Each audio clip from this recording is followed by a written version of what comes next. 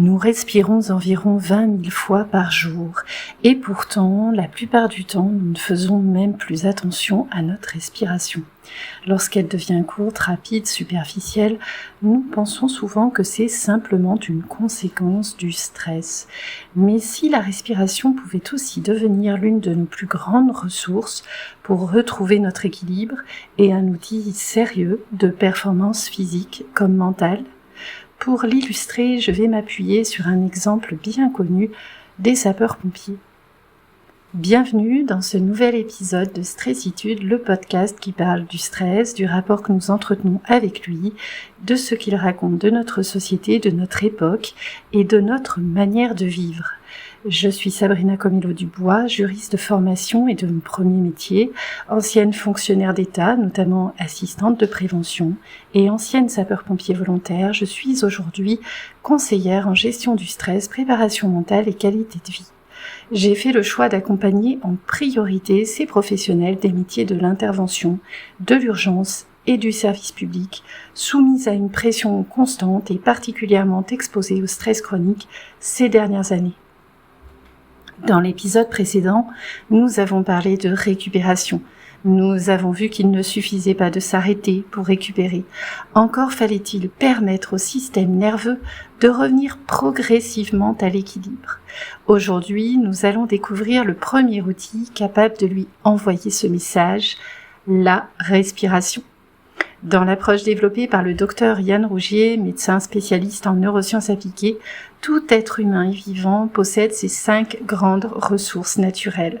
Respirer, se nourrir, se protéger, notamment grâce au sommeil, au mouvement et à l'élimination des déchets, penser et ressentir des émotions.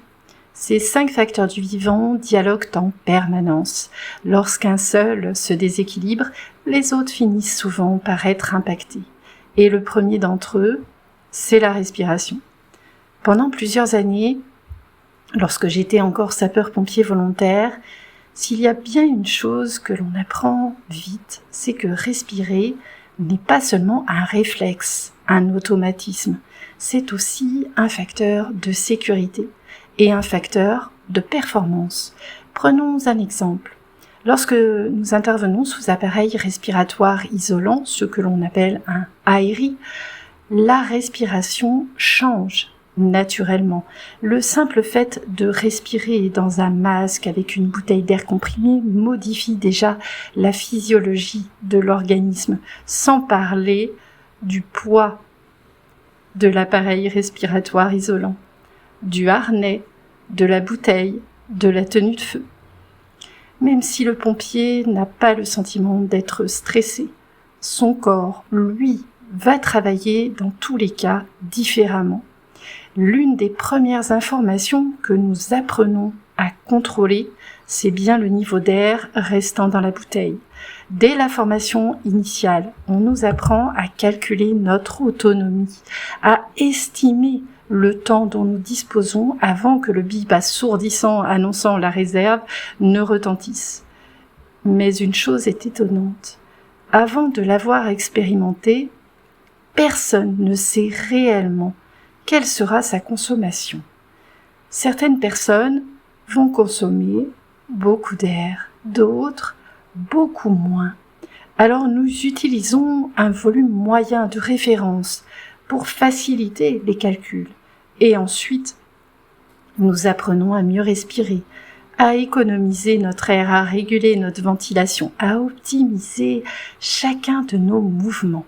Parce que chaque litre d'air économisé peut aussi permettre de rester plus longtemps en intervention. Et finalement, qui parmi les sapeurs-pompiers n'a jamais cherché à améliorer sa consommation d'air avec l'ARI ? Cette expérience m'a vraiment beaucoup apprise. Elle m'a montré que la respiration n'est pas seulement une conséquence du stress, elle est aussi un véritable outil de performance. Et finalement, cela vaut pour chacun d'entre nous, même sans porter un ARI. Imaginez maintenant votre système nerveux comme le chef d'orchestre de votre organisme. Lorsque le stress chronique s'installe, l'orchestre accélère. Le cœur bat plus vite, les muscles se contractent, les pensées s'emballent et la respiration, oui, devient plus rapide et plus superficielle. Mais ce qui est fascinant, c'est que nous pouvons aussi faire l'inverse. En ralentissant volontairement notre respiration, nous envoyons progressivement un message de sécurité à notre cerveau. Comme si nous lui disions « Tu peux ralentir, le danger est passé ». La respiration est probablement le seul outil que nous utilisons depuis notre naissance et que nous pouvons reprendre consciemment à n'importe quel moment pour influencer notre état intérieur. C'est le chemin le plus court entre nous et notre système nerveux.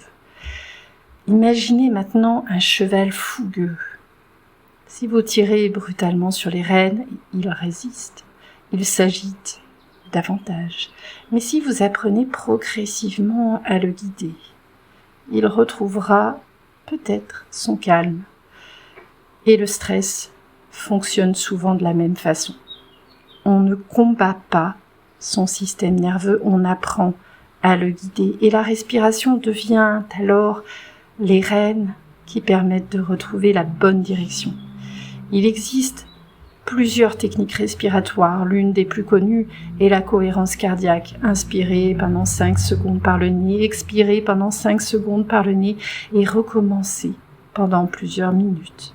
Cette respiration aide progressivement le rythme cardiaque et les émotions à retrouver davantage d'harmonie. Mais avant même de parler de technique, commencez simplement par vous observer. Est-ce que vous respirez avec le ventre ou uniquement avec le haut de votre poitrine? Est-ce que vous retenez parfois votre souffle sans même vous en rendre compte? Votre respiration raconte souvent votre niveau de stress. Aujourd'hui, prenez simplement ces quelques instants pour vous observer. Comment respirez-vous lorsque vous êtes pressé, lorsque vous êtes en colère, lorsque vous avez peur?